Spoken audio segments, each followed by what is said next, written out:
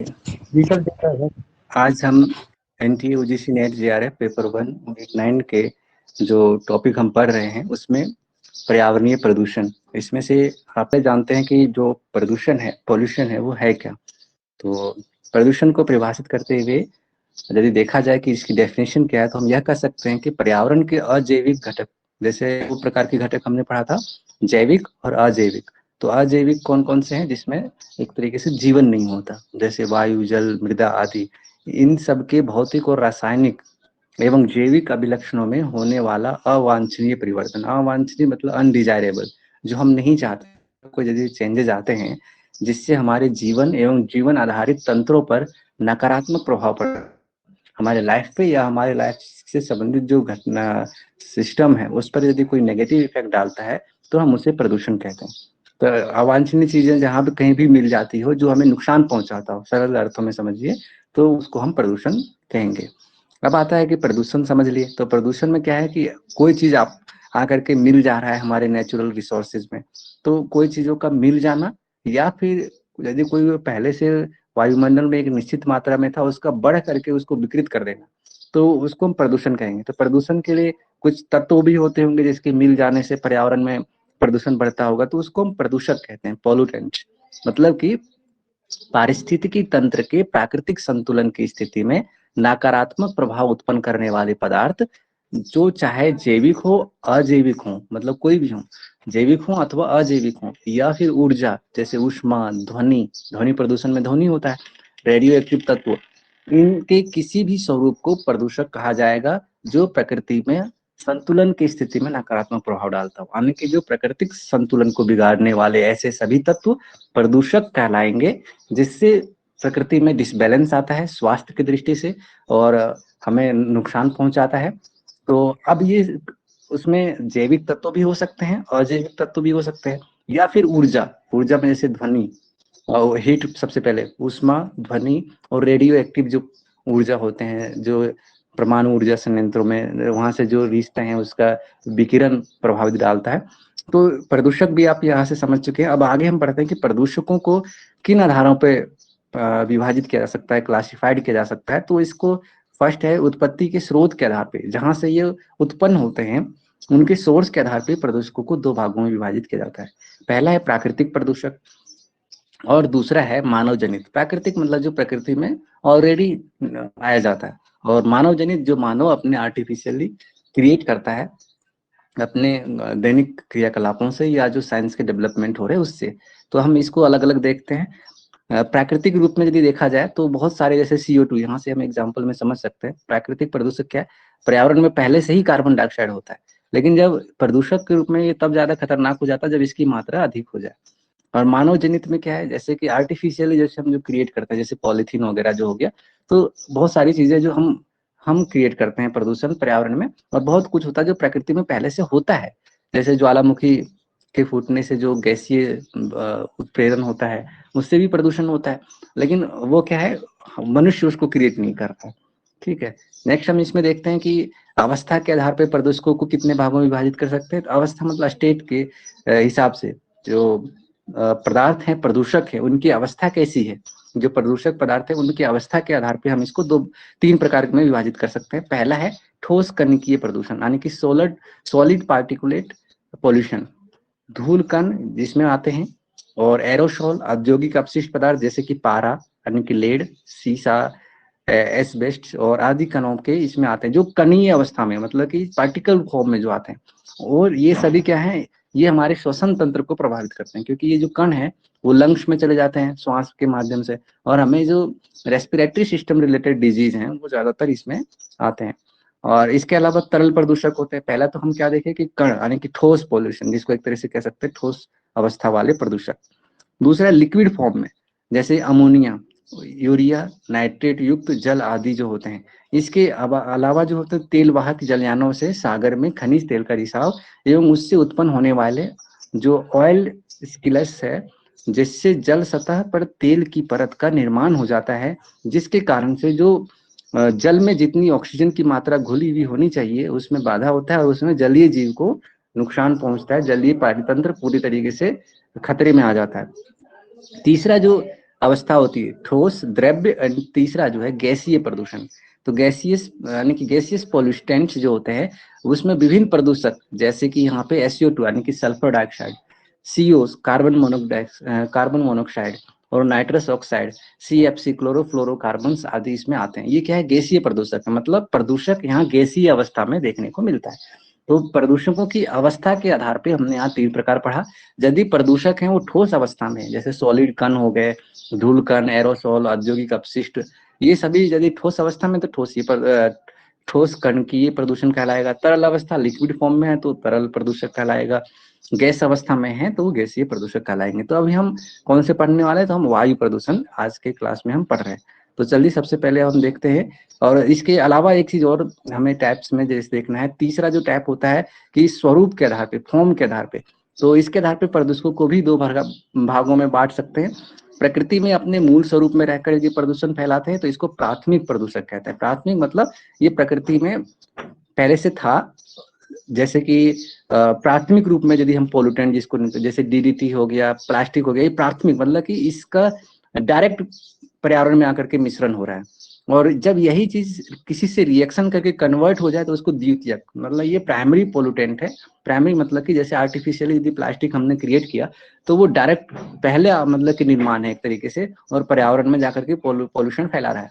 CO यानी कि carbon monoxide, CO2 carbon dioxide. और द्वितीयक मतलब क्या हुआ, एक लेवल से वो दूसरे लेवल में कन्वर्ट हो जा रहा है, मतलब कि वो इन्हीं आपस में रिएक्शन करके और भी ज्यादा खतरनाक हो रहे हैं। द्वितीय प्रदूषक में ये प्राथमिक प्रदूषक की अंतर क्रिया से निर्मित होते हैं, मतलब ये फर्स्ट स्टेज था, इसी से अन्य प्रदूषक का उत्पत्ति होना द्वितीय प्रदूषक है। स्वरूप मतलब यहाँ की बदल जा रहा है। आप ये फॉर्म के आधार पे आप देख सकते हैं कि पहला एक स्वरूप में था तो इसको प्राथमिक है। अब यही प्राथमिक किसी अन्य प्रदूषक से मिल करके रिएक्शन करके दूसरे रूप में बदल जाता है तो उसको हम द्वितीयक प्रदूषक कहेंगे। ये प्राथमिक प्रदूषक के अंतःक्रिया से निर्मित होते हैं, जिसमें पैरा ऑक्सीएटिल नाइट्रेट, जिसमें जिसे शॉर्ट फॉर्म में PAN कहते हैं, का निर्माण हाइड्रोजन ऑक्साइड यानी कि हाइड्रोजन ऑक्साइड और हाइड्रोकार्बन की अंतर्क्रिया से होता है। यहाँ 2 जो अलग अलग प्रदूषक था वो दोनों आपस में रिएक्शन करके पैरा ऑक्सीटाइल नाइट्रेट यानी कि पेन का निर्माण करता है। इसके अलावा ओजोन जो O3 इसका कोड होता है, ओजोन, अमोनिया आदि इसी वर्ग में आते हैं, जो डायरेक्टली क्या है किसी न किसी रिएक्शन से द्वितीय प्रदूषक के रूप में कन्वर्ट होते हैं। तो यहाँ पर ये फॉर्म के आधार पे हमने देखा। चौथा जो है निस्तारण की प्रकृति के आधार पे। निस्तारण की प्रकृति के आधार पे मतलब क्या हम उस पोल्यूटेंट को कन्वर्ट कर पा रहे हैं, वो उसको हम पुनर्चक्रित कर पा रहे हैं या नहीं, मतलब उसको एक तरीके से बायोडिग्रेडेबल है या नहीं, जैव निम्नीकरणीय है या नहीं। तो इसके आधार पे 2 प्रकार के हम डिवाइड कर सकते हैं। पहला है जैव निम्नीकरणीय यानी कि बायोडिग्रेडेबल। इसमें वैसे प्रदूषक आते हैं जिसमें जैसे कि घरेलू कचरा जो हमारे होते हैं, घरेलू कचरा के अलावा मल मूत्र सीवेज आदि ये अपशिष्ट पदार्थ आते हैं जो सूक्ष्म जैविक क्रियाओं द्वारा, माइक्रोबियल एक्शन द्वारा विघटित हो जाते हैं, मतलब उसका एक तरीके से प्रकृति में फिर से पुनर्चक्रण अपने आप ही बायोडिग्रेडेबल रूप में हो जाता है। लेकिन जैव अनिम्नीकरण या जैव जो अनिम्नीकरण, ये जो प्रदूषक होते हैं, अनिम्नीकरण मतलब कि ये नॉन बायोडिग्रेडेबल होते हैं। ये वैसे प्रदूषक होते हैं जो सूक्ष्म जैविक क्रियाओं द्वारा विघटित नहीं होते, जैसे कि प्लास्टिक। इसको जमीन में आप कितनों ही दिन तक पड़े रहने दीजिए, जमीन में कितनों ही दिन तक गड्ढे में ही पड़े रहेगा, आपके इसमें कोई चेंजेस ज्यादा दिन तक रहने के बाद भी नहीं आता। भारी धातुएं, रेडियो सक्रिय तत्व, शीशा, DDT आदि पदार्थ इस श्रेणी में आते हैं। आप कभी कभी देखते होंगे कि यदि जमीन में कहीं खेती करते इसमें आपको मिलता होगा कि यदि कहीं शीशा या प्लास्टिक के कण यदि पड़े हुए हैं, प्लास्टिक या शीशे के कण है, तो इनमें क्या होता है काफी लंबे समय बाद भी उसमें कोई परिवर्तन नहीं मिलता। जबकि वहीं जैसे गोबर हो या अन्य कोई धान के जो अपशिष्ट हो, तो वो सब क्या है कुछ समय बाद वो मिट्टी के रूप में धीरे धीरे अपने आप ही डिग्रेड होकर के बदल जाते हैं और उसमें वो प्रदूषक अपने आप ही गायब हो जाता है।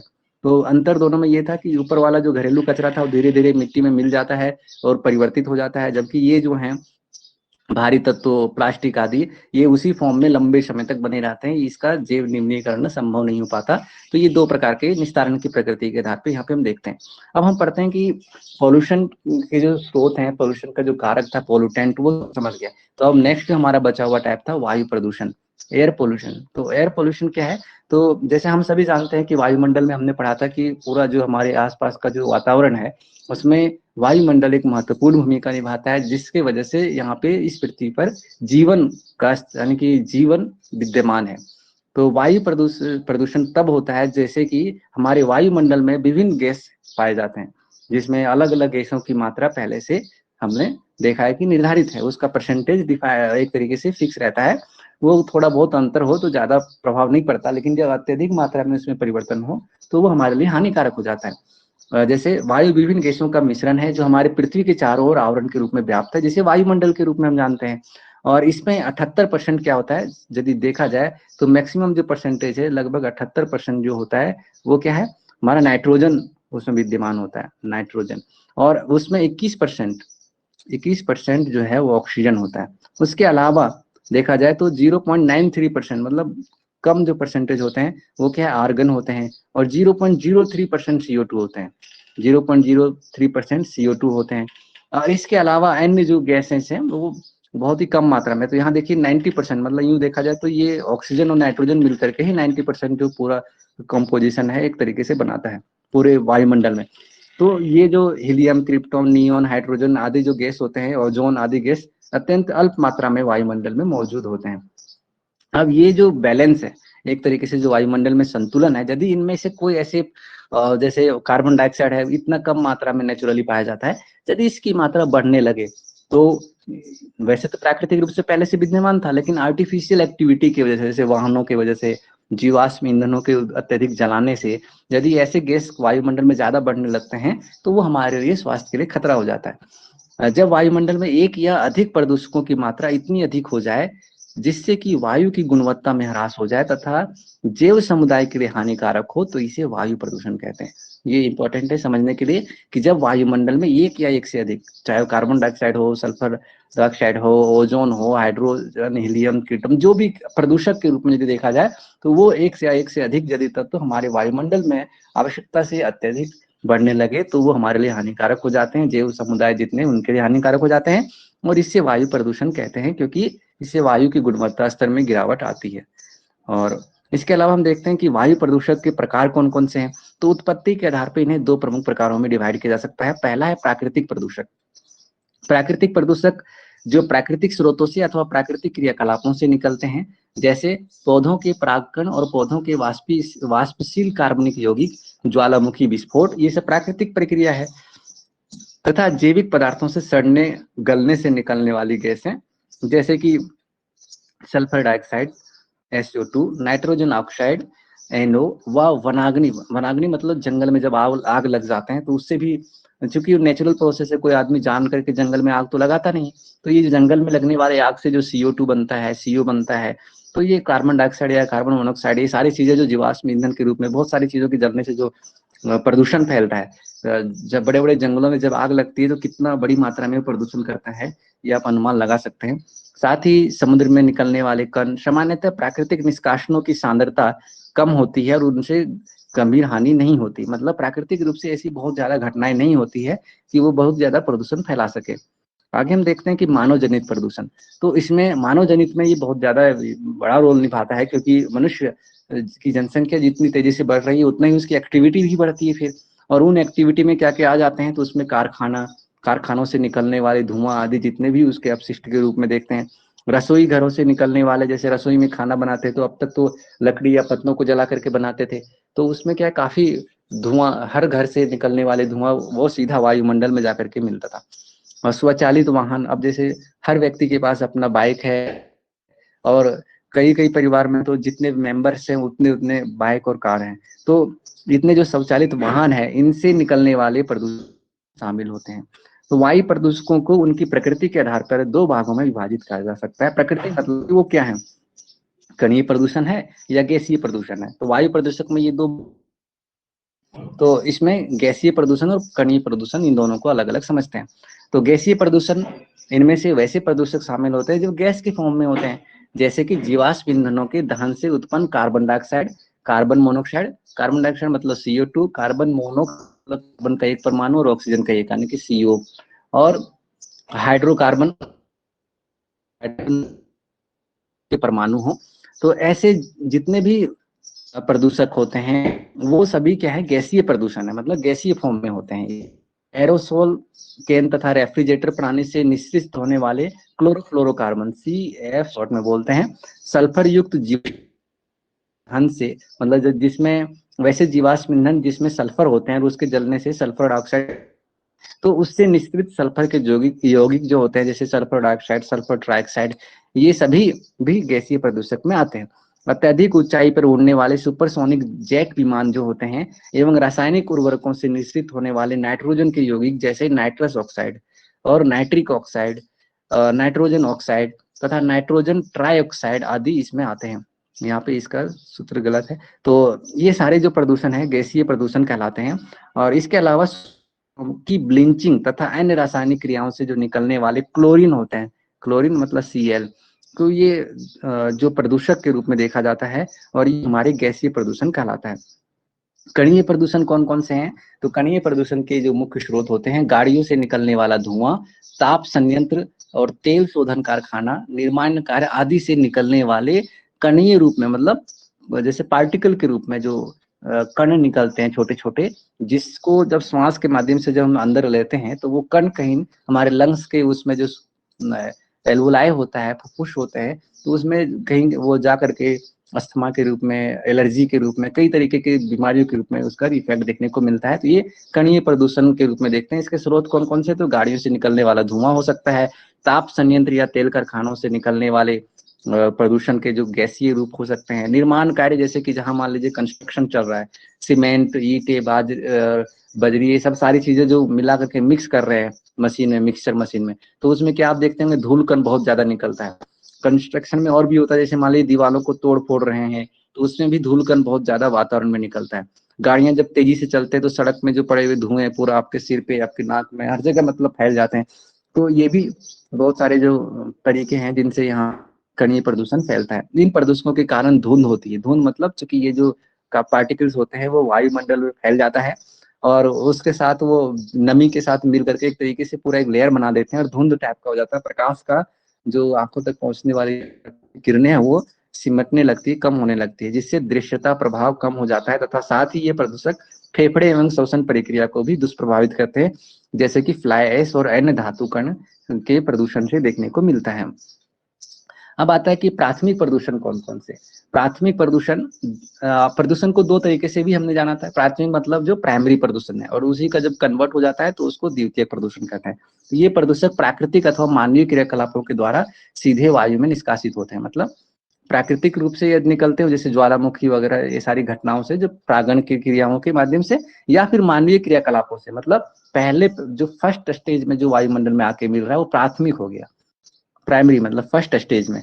इनके उदाहरण है जैसे ईंधन जलाने से निकलने वाली सल्फर डाइऑक्साइड, नाइट्रोजन के oxide, carbon dioxide, carbon monoxide, ये विविध हाइड्रोकार्बन की कणिकाएं जो है जो पहले किसी एक्टिविटी से, चाहे वो प्राकृतिक एक्टिविटी हो या फिर मानव जनित एक्टिविटी हो, तो ये एक्टिविटी से जो सीधा सीधा निकल करके वातावरण में जा रहा है पहला, तो वैसे पहले प्रदूषक को प्राथमिक प्रदूषण के रूप में हम यहाँ जानते हैं।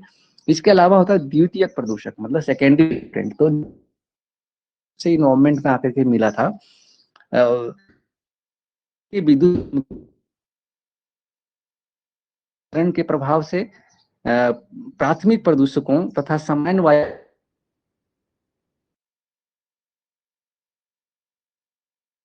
अभिक्रियाओं के परिणाम स्वरूप द्वितीय प्रदूषक का निर्माण होता है।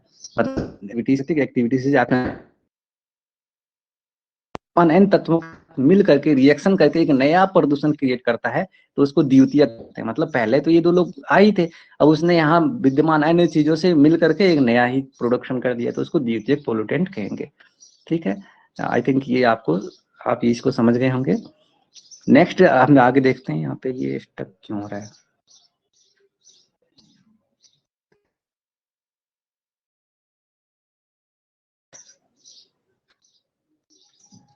तो आगे उदाहरण के लिए प्राथमिक प्रदूषण सल्फर ऑक्साइड है, सल्फर डाइऑक्साइड है, सॉरी, और इसमें SO2 है।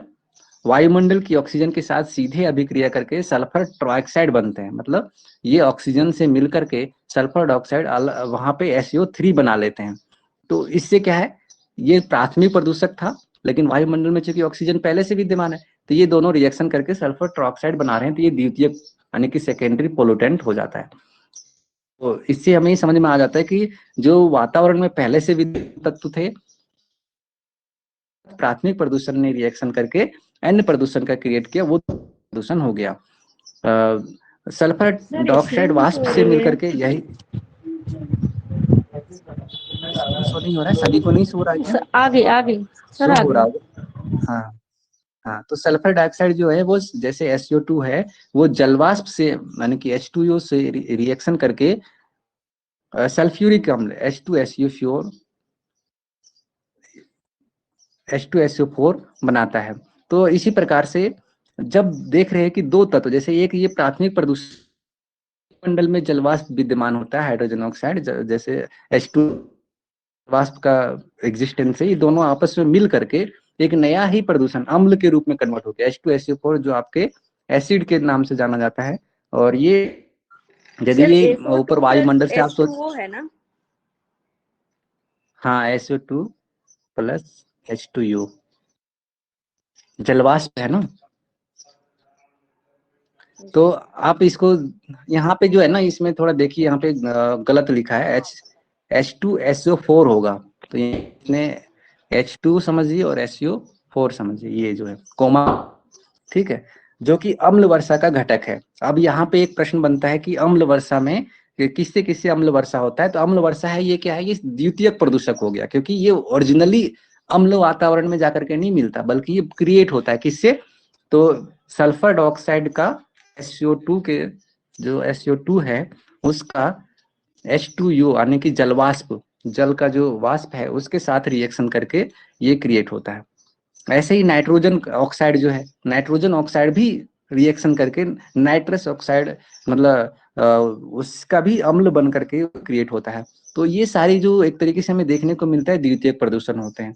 अब द्वितीयक प्रदूषक जो इस प्रकार से जो क्रिएट करते हैं, उनका हमारे वायु प्रदूषण का हम पर क्या प्रभाव पड़ता है, तो यदि देखा जाए तो इफेक्ट ऑफ एयर पोल्यूशन में हम देखते हैं कि ये सारे जो वायु प्रदूषण है, इनका प्रभाव केवल मनुष्य पर ही नहीं बल्कि पर्यावरण पर भी पड़ता है। मनुष्य तो उसमें प्रभावित होगा ही होगा, क्योंकि उसके लिए जैसे जितना CO2 बढ़ेगा उतने उसकी लंग्स की जो बीमारियां हैं वो बढ़ेंगे, ऑक्सीजन कम मिलेंगे।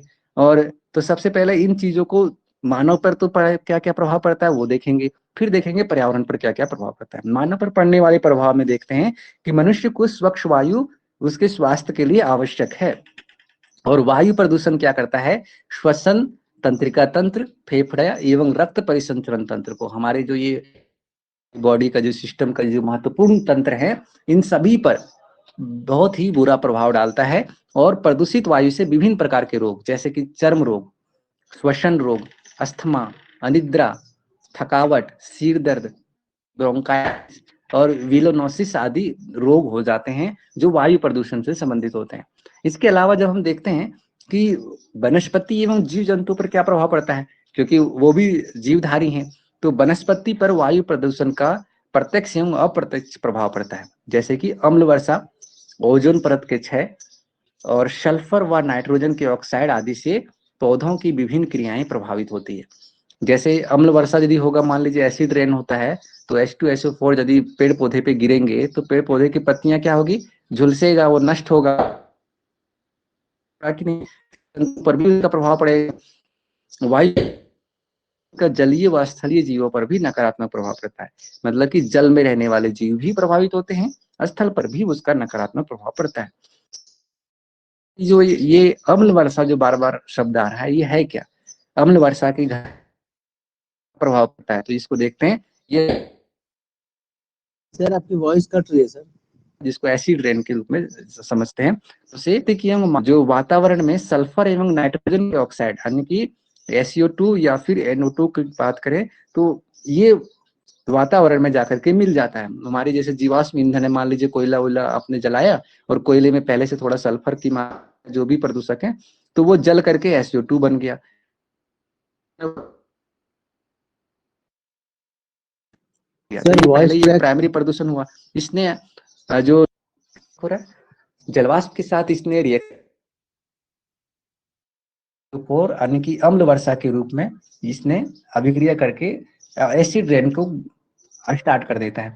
तो इनमें से कुछ ऑक्साइड धरातल पर शुष्क विशेष रूप में जमा हो जाते हैं। वर्षा जो सल्फेट, नाइट्रेट, अमोनियम एवं हाइड्रोजन आयन को शामिल किए हुए होती है, धरातल पर अम्ल वर्षा के रूप में गिरती है। जैसे पहले ही कहा था, H2SO4 के रूप में ये कन्वर्ट होकर के पृथ्वी पर गिरता है। और अम्ल वर्षा जलीय और स्थलीय दोनों प्रकार के जीवों को प्रभावित करती है। इससे इमारतों और स्मारकों को भी नुकसान पहुंचाता है। जैसे आप खुद समझ सकते हैं कि यदि मान लीजिए अम्ल के रूप में हवा, अम्ल के रूप में यदि कोई एसिड रेन होता है, तो जैसे एसिड मतलब कि अम्ल जो नुकसान करे, और कोई इमारत है आपका, मान लीजिए खुद का घर ही क्यों ना हो, यदि वो बहुत बढ़िया आपने बना रखा है, पूरा संगमरमर से या टाइल्स वगैरह पूरा बाहर में बना रखे हैं, पेंट वेंट अच्छा से कर रखे हैं, तो उस पे जब एसिड रेन गिरे वो होगा तो उसको नुकसान पहुंचाएगा कि नहीं? वो बर्न हो सकता है, वो डैमेज हो सकता है, उसका कलर वगैरह सब चेंज हो सकता है। तो इस तरीके से भी नुकसान पहुंचाता है। और यदि किसी व्यक्ति के शरीर पर गिर जाए तो क्या होगा? उसके त्वचा संबंधी विकार हो जाएंगे, शरीर तो जलेगा ही जलेगा और रोग भी होना शुरू हो जाएगा। और इसके अलावा मृदा का जो जैविक और रासायनिक गुण है वो परिवर्तित करेगा। अम्ल वर्षा द्वारा गंभीर रूप से इससे प्रभावित होगा, क्योंकि जो मृदा है उसमें एसिडिटी बढ़ जाएगा, एसिड की मात्रा बढ़ेगा और वहां पे रिएक्शन करेगा, छोटे छोटे जो जीवाणु हैं, पेड़ पौधे हैं, वो नष्ट होंगे। अम्ल वर्षा पेड़ और झाड़ों को कई तरीके से प्रभावित करती है, जिसके फलस्वरूप उनकी वृद्धि भी रुक जाती है। तो अब आता है नेक्स्ट प्रभाव क्या पड़ते हैं पर्यावरण पे, वायु प्रदूषण का।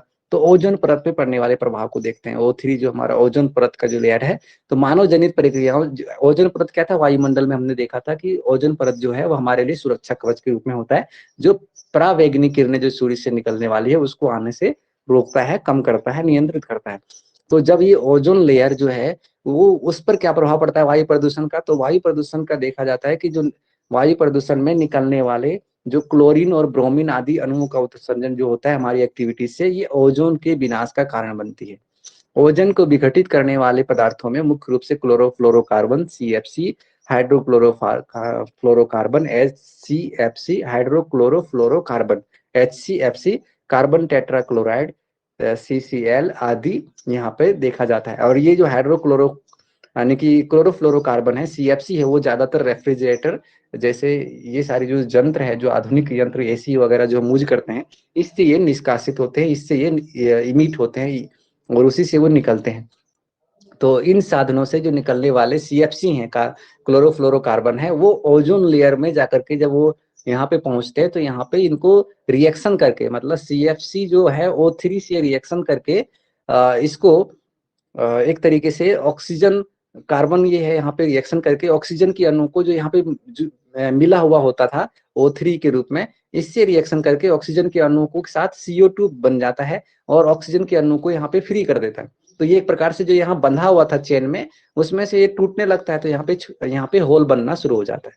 तो इसीलिए ये क्या है कि ये कैसे तोड़ता है? तो इसमें ये तोड़ने का रीजन ये है कि ये क्लोरोफ्लोरोकार्बन वहां जाकर के रिएक्शन करता है O3 से, और O3 जो आपस में मिल करके जो एक लेयर बनाया हुआ था, वो उससे निकल निकल करके नए तत्वों में कन्वर्ट होकर के यहाँ से खाली करने लगता है जगह, और खाली कर देता है तो ये एक ब्लैक, वो ओजोन में छिद्र के रूप में देखने को मिलता है। तो ये धीरे धीरे यदि ऐसे जितना क्लोरोफ्लोरोकार्बन बढ़ेगा प्रदूषण के रूप में, उतना ही ये वायुमंडल, यहाँ का जो ओजोन लेयर था वो विरल होता जाएगा और हमें परावैंगनी किरणों का सामना करना पड़ेगा। अब आता है कि इसका पर्यावरण पर क्या प्रभाव पड़ता है। ओजोन परत पर प्रभाव देख रहे हैं कि बहुत हानिकारक हो रहा है। इसके वजह से त्वचा संबंधी रोग भी बढ़ रहे हैं, क्योंकि परावैंगनी किरणें सीधा लोगों के त्वचा पर पड़ रहे हैं, तो उससे भी कई प्रकार के त्वचा कैंसर जैसे रोग भी देखने को मिलते हैं। पर्यावरण पर पड़ने वाले प्रभाव में हम देखते हैं कि जलीय पारितंत्र में जो फाइटोप्लैंक्टन जो पाए जाते हैं उसमें कमी देखने को मिलता है, जिससे इस पारितंत्र पर प्रभाव पड़ता है, जलीय परितंत्र में। और पौधों की जो विकासीय प्रक्रिया है, पौधों की जो ग्रोथ है, वो भी प्रभावित होता है। और इसके अलावा परावैंगनी विकिरण जो स्थलीय एवं जलीय बहु रासायनिक चक्र को प्रभावित करते हैं, क्योंकि वो ओजोन जो लेयर है उसके क्षय होने से सीधा पृथ्वी पर आते हैं। और इसके अलावा लास्ट जो इफेक्ट हमें देखना है वो है जलवायु एवं मौसम पर क्या प्रभाव पड़ता है। हमारी जो क्लाइमेट है, मानसून, ये सब आदि, इन सभी पर क्या प्रभाव पड़ता है। तो वायुमंडल में कार्बन डाइऑक्साइड की सांद्रता में, सांद्रता मतलब उसकी ज्यादा मात्रा में वृद्धि होने से, वो ज्यादा बढ़ जाने से वायुमंडल के हरित गृह प्रभाव यानी कि ग्रीन हाउस इफेक्ट, हरित गृह प्रभाव के रूप में वृद्धि होती है। ग्रीन हाउस इफेक्ट इसको कहते हैं। और इससे धरातल की सतह पर तापमान बढ़ जाता है। मतलब जैसे कि CO2 कार्बन वायुमंडल में बढ़ गया आवश्यकता से अधिक, या फिर जैसे ग्रीन हाउस गैस और भी हैं, जैसे मीथेन है। तो ये सारे गैस जब धरातल में बढ़ेंगे तो वायुमंडल में इसकी मात्रा अधिक हो जाने से जो पृथ्वी से जो निष्कासित होने वाला जो टेम्परेचर है वो क्या है, ये यहीं पे ऑब्जर्व करके रखेंगे, ये बाहर नहीं जाने देंगे। तो यहाँ का जो टेम्परेचर है वो बढ़ने लगेगा धीरे धीरे। तो इसको कहते हैं ग्रीन हाउस इफेक्ट। तो इससे क्या होता है कि धरातल की सतह पर तापमान बढ़ जाएगा, जिससे बर्फ पिघलेगी। अब जब आप समझते हैं कि ये हमारा मान लीजिए अर्थ है, तो यहाँ से जो ग्रीन हाउस गैसेज निकल रहे हैं और इससे पृथ्वी से निकलने वाली जो उष्मा था वो बाहर नहीं जा पा रहा, यहीं पे सब हीट है वो प्रोटेक्ट हो रहा है। तो टेम्परेचर बढ़ेगा, टेम्परेचर बढ़ने से जो हिमालय में और ग्लेशियर में जो जमी हुई बर्फें थी वो टेम्परेचर बढ़ने से क्या है, पिघलेगा। और पिघल करके क्या है, जलस्तर को बढ़ाएगा समुद्र में। तो समुद्र में जलस्तर बढ़ेगा, बाढ़ आएगा। जैसे जलस्तर बढ़ने से नदियों में बाढ़ आएगा जब ग्लेशियर इतना ज्यादा बढ़ेगा, और वो सीधा समुद्र में जाकर के समुद्र के जलस्तर को भी बढ़ाएगा।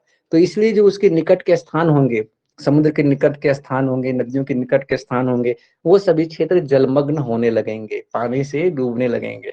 तो जैसे प्रलय काल में होता है ना, हिमालय से ज्यादा बर्फ पिघलता है, बहुत तेजी से ज्वालामुखी फूटते हैं, और ऊष्मा इतना बढ़ जाता है, ऊर्जा इतनी हो जाती है कि जो जल जल समुद्र का जल स्तर है वो बढ़ते बढ़ते बढ़ते पूरी पृथ्वी को जलमग्न कर देता है, और कहते हैं कि पूरा धरती जल से ढक गया और प्रलय आ गया। अब कभी कभी आप सभी भी देखते होंगे कि ज्यादातर सीरियलों में ऐसा दिखाया जाता है कि जब कभी क्रोध आता है या प्रकृति में जब किसी प्रकार का विक्षेप होता है अत्याचार के कारण या किन्हीं कारणों से, तो कई जगह ज्वालामुखी फूटने लगते हैं, सूर्य से तेज प्रकाश आने लगते हैं। तो इन सभी चीजों से क्या होता है, तापमान इतना बढ़ता है कि जो पूरा ग्लेशियर जो हिमालय आदि में जो जितने सारे जो बर्फ का पूरा ढेर था वो पिघल पिघल के तेजी से इसमें आने लगते हैं। तो बाढ़, भूकंप, ये सारी चीजों से जलस्तर इतना ऊंचा होता है कि सब ढक जाता है और प्रलय के रूप में दृष्टिगोचर होते हैं।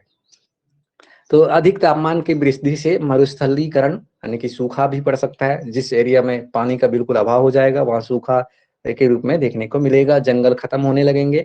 इससे स्थानीय मौसम में भी परिवर्तन हो सकता है, और वर्षा, तापमान, वायु की गति पर प्रतिकूल प्रभाव पड़ेगा। जो सिस्टम से चल रहा है वो सभी अस्त व्यस्त हो सकता है, कभी वर्षा हो गया, कभी बिल्कुल नहीं हो रहा है। तापमान कभी कभी बहुत कम है, कभी गर्मी के दिनों में इतनी तापमान बढ़ जाएगा कि जीना मुश्किल। और वायु की गति पर भी इस पे प्रभाव प्रतिकूल रूप में देखने को मिलता है। अब आता है कि वायु प्रदूषण की रोकथाम के क्या क्या उपाय हो सकते हैं। क्योंकि वायु प्रदूषण को हम समझ लिए, उसके प्रकार समझ लिए, उसके प्रभाव भी समझ लिए कि इसके उपाय क्या है। तो सबसे पहले तो हम देखेंगे कि वाहनों द्वारा जो उत्सर्जन होने वाले गैसीय प्रदूषण है, कणीय प्रदूषण है, उसको रोकने का उपाय क्या है। क्योंकि अभी के समय में सबसे ज्यादा जो उपयोग कर रहे हैं वाहन आदि कर रहे हैं, तो उनसे भी प्रदूषण निकल रहा है। तो उनके लिए क्या है, भारतीय सड़क पर वाहनों की संख्या लगातार बढ़ गई है, जिसकी वजह से उत्सर्जन शहरी वायु प्रदूषण के मुख्य कारण बन गया है। अंतर्राष्ट्रीय स्वच्छ परिवहन समिति के अनुसार जो कुल कुल पीएम मतलब कि जो पार्टिकल मैटर होते हैं उसका उत्सर्जन 56% तथा नाइट्रोजन ऑक्साइड NO2 के उत्सर्जन का 70% डीजल वाहनों द्वारा होता है। मतलब डीजल वाहनों से सबसे ज्यादा 70% प्रदूषण वायुमंडल में मिलता है। भारत ने वर्ष 2000 में यूरोपीय उत्सर्जन एवं ईंधन ईंधन नियमन को स्वीकार किया। इस योजना के चार मुख्य स्तर है, जिसमें मेट्रो शहर में भारत ने स्टेज 2 उत्सर्जन के नियम को लागू किया, जिसमें साफ ईंधन, जिसमें कि सल्फर को कम मात्रा, जिसमें कि ऐसे ईंधन का प्रयोग करना है जिसमें सल्फर की कम मात्रा हो तथा उच्च दक्षता वाले युक्त इंजन का प्रयोग करना है। और अप्रैल 2017 तक BS4 नियम जो है, जैसे यहाँ पे पहले दूसरे स्टेज वाले नियम को एक्सेप्ट किया था, फिर अप्रैल 2017 में इसने BS4 के जो मानक है, जो अंतरराष्ट्रीय रूप में वायु प्रदूषण के लिए कम करने के लिए जो बनाया गया है, उस नियम को सभी शहरों में लागू कराया गया। भारत में बढ़ते वायु प्रदूषण को देखते हुए भारत सरकार ने वर्ष 2018 में BS4 नियम से सीधे BS6 नियम पे आ गया, और उस नियम को भी भारत में लागू किया गया। तो BS6 जो मानक स्तर है उसको लागू किया गया 2018 में। BS4 2017 तक था, तो BS6 के जो मानक है उसको पालन करने लगा 2018 से, और 1 अप्रैल 2020 से संपूर्ण देश में BS6 को लागू कर दिया गया है।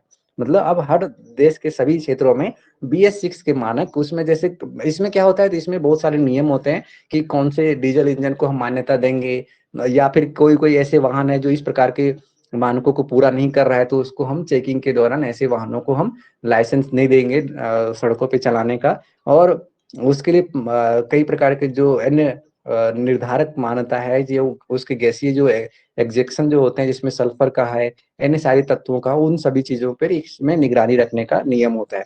नेक्स्ट जो उपाय है उसमें दिया गया है कि जो एनजीटी यानी कि नेशनल ग्रीन ट्रिब्यूनल जो है उसके द्वारा सभी वाणिज्यिक वाहनों पर दिल्ली में प्रवेश है उस पर वाहनों पर लेवी लागू कर दिया गया है। दिल्ली में वायु प्रदूषण व मुख्य कारण वाहनों द्वारा उत्सर्जन है, जिसके लिए दिल्ली सरकार द्वारा समय समय पर ओड इवन मतलब जो गाड़ी का नंबर जो होता है उसमें यदि ऑड नंबर है तो वो एक दिन चलेगा, और फिर इवन नंबर वाले जो है उसको दूसरे दिन। इस तरीके से एक नियम लागू किया गया ताकि हमेशा गाड़ियों की संख्या जो सड़कों पे बहुत ज्यादा होती है जिससे ट्रैफिक जाम और प्रदूषण भी होते हैं, तो ऑड इवन नंबर से एक दिन विषम संख्या वाली गाड़ी, दूसरे दिन सम संख्या वाली गाड़ी चलाने का संचालन किया जाता रहा, जिससे जो सड़कों पर है वो गाड़ियों की संख्या को कम किया जा सके और नियंत्रण किया जा सके। इस तरीके से पर्यावरण प्रदूषण में जो वायु प्रदूषण है उसको कम करने की कोशिश देखने को मिला है। इसके अलावा सुप्रीम कोर्ट द्वारा 2000 सीसी से ऊपर डीजल तथा लग्जरी एसयूवी गाड़ियों के रजिस्ट्रेशन पर प्रतिबंध लगा दिया है, जिसमें क्या है डीजल तथा लग्जरी एसयूवी गाड़ियों के रजिस्ट्रेशन पर प्रतिबंध लगा दिया गया है। तथा वर्ष 2005 से पुराने वाणिज्यिक वाहन मतलब जो पुराने टाइप के जो गाड़ियां हैं उसके एनसीआर क्षेत्र में घुसने पर रोक लगा दी है ताकि वो वायु प्रदूषण को ना बढ़ाए। और एनजीटी जो नेशनल ग्रीन ट्रिब्यूनल ने केंद्र सरकार एवं राज्य सरकार को डीजल वाहनों की खरीद ना करने को कहा है। तो ये सब क्या है, एक कुछ उपाय है और कुछ स्टेप्स हैं जो देखने को यहाँ पे मिल रहा है वायु प्रदूषण को कंट्रोल करने के लिए। इसके अलावा भारत सरकार ने वायु प्रदूषण नियामक बोर्ड जैसे कई प्रकार के जो स्टेप्स हैं उसको लेकर के चल रहे हैं ताकि वायु प्रदूषण की गुणवत्ता, वो वायु जो प्रदूषण हो रहा है वो हमारे वायुमंडल को कितना नुकसान पहुंचा रहा है, वायु का स्तर कैसा है, गुणवत्ता कैसा है, इन सब चीजों को जांचने के लिए एक प्रकार से सफर जो मोबाइल ऐप है, यदि कभी पूछे एग्जाम में कि सफर क्या है उसका क्या यूज होता है, तो सफर मतलब SAFAR सफर। तो यहाँ पे क्या है, तो इसमें हम ये देखते हैं कि सफर जो एक प्रकार से मोबाइल एप्लीकेशन है, भारत में वायु गुणवत्ता की जांच करने वाली पहली मोबाइल ऐप सेवा जिसका नाम सफर है, system of air quality and weather forecasting and research. तो इसका इस नाम से सफर नाम का एक मोबाइल ऐप है, इसको Indian institute of tropical metrology Pune द्वारा तैयार किया गया है। यह एप्लीकेशन उपयोग करने वाले को रंग कोडित प्रणाली के माध्यम से वर्तमान डेटा और वायु गुणवत्ता बताएगा। मतलब इसमें कोड किया हुआ है कि आपके शहर में आप जहाँ पे हैं इस एप्लीकेशन में ये बताएगा कि जैसे मान लीजिए 4 कैटेगरी में वायु गुणवत्ता बताया जा रहा है कि जैसे रेड वाला है या डार्क रेड है, तो उसमें क्या है कि ये बहुत ही बेकार वायु गुणवत्ता है। दूसरा यदि रेड दिखा रहा है थोड़ा सा येलो, तो मतलब थोड़ा सा ठीक है लेकिन फिर भी खतरे में है। और यदि ग्रीन दिखा रहा है या फिर ब्लू दिखा रहा है तो इसका मतलब वायु की गुणवत्ता ठीक है, स्वास्थ्यपूर्ण है। तो इस तरीके से ये जो अलग अलग कोड के माध्यम से मतलब मोबाइल में दिखाता है कि आप जिस लोकेशन पे हैं, जहाँ आप घूम रहे हैं, जहाँ पे हैं, तो वहाँ का आपका वायु की गुणवत्ता कैसा है, और ताकि आप उसके प्रति सचेत हों और उसके प्रति अपने स्वास्थ्य का ध्यान रख सकते हैं। और उस स्थिति के अनुरूप आप अपने क्रियाकलापों को संचालित कर सकते हैं, अपनी एक्टिविटी को अपने आसपास, जैसे मास्क लगाने की आवश्यकता हो तो वो भी कर सकते हैं। मतलब जैसे मान लीजिए जहाँ पे वायु प्रदूषण बहुत ज्यादा है, कणीय प्रदूषण मतलब कि धूम्रकोहरा आदि जो है, तो वहाँ पे आप मोबाइल ऐप में देख करके आप उसके लिए प्रिकॉशंस ले सकते हैं, सावधानियां ले सकते हैं। तो इस प्रकार से आज जो आपका प्रदूषण वाला टॉपिक था आज यहाँ पे खत्म हो जाता है। और जो भी हमें पढ़ना था वह पर्यावरण के अंतर्गत प्रदूषण से संबंधित ये आपका यहाँ तक लास्ट टॉपिक ये हो जाता है। अब नेक्स्ट जो हम पढ़ेंगे वो पढ़ेंगे कि हमारे जो पर्यावरण से संबंधित जो भी एक्टिविटीज, जलवायु परिवर्तन हो गया, जैव विविधता हो गया, जो राष्ट्रीय एवं अंतर्राष्ट्रीय स्तर पर, राष्ट्रीय और अंतर्राष्ट्रीय स्तर पर पर्यावरण संरक्षण, और उसके अलावा जो जलवायु परिवर्तन से संबंधित जो सम्मेलन हो रहे हैं और उनके अभी तक के जो सम्मेलन हैं उनके क्या प्रभाव हैं, उनके क्या क्या योजनाएं हैं, साथ में हमारे जो जैव विविधता है, बायोडिवर्सिटी है, उसको संरक्षित करने के लिए उनसे संबंधित जो प्रोग्राम्स हैं इंटरनेशनली, जो ग्लोबल रूप में और यहाँ पे इंडिया में, तो उन सभी को थोड़ा एक सिस्टमेटिक रूप में देखेंगे ताकि आपका ये पूरा का जो 9 यूनिट है वो 1 से 2 दिन में आपका, हमें लगता है ये पूरा हो जाएगा। क्योंकि ये मुख्य 2 ही टॉपिक इसके बाद आपका शेष बचता है।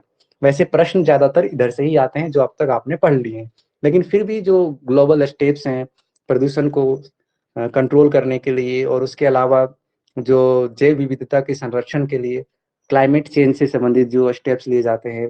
अभी जैसे कल ही पर्यावरण दिवस था 5 तारीख को, तो 5 तारीख को देखा, यहाँ पे देखे होंगे कि जो लक्ष्य था वो क्या, स्लोगन क्या था, ओनली वन अर्थ। तो ये जो स्लोगन था पर्यावरण संरक्षण से संबंधित कि केवल और एक पृथ्वी जो है, तो ये पहले भी एक बार हो चुका है जैसे पृथ्वी दिवस पे यानी कि पर्यावरण दिवस पे। तो ये सारी चीजें जो आप अभी देख रहे हैं, इसके लिए क्या क्या प्रयास हुए हैं जलवायु परिवर्तन के से संबंधित, वायुमंडल में जो कार्बन डाइऑक्साइड ये सब उत्सर्जित हो रहे हैं, तो इसके लिए क्या क्या नियम है, और अंतर्राष्ट्रीय स्तर पे और राष्ट्रीय स्तर पे कौन कौन से इसके लिए जो एक प्रकार से संगठन है, वैश्विक संगठन और राष्ट्रीय संगठन जो काम करता है, उन्होंने अब तक कितने सम्मेलन अंतर्राष्ट्रीय रूप से किए हैं और क्या क्या लक्ष्य दिए हैं। तो इन सारी चीजों को आगे हम देखेंगे।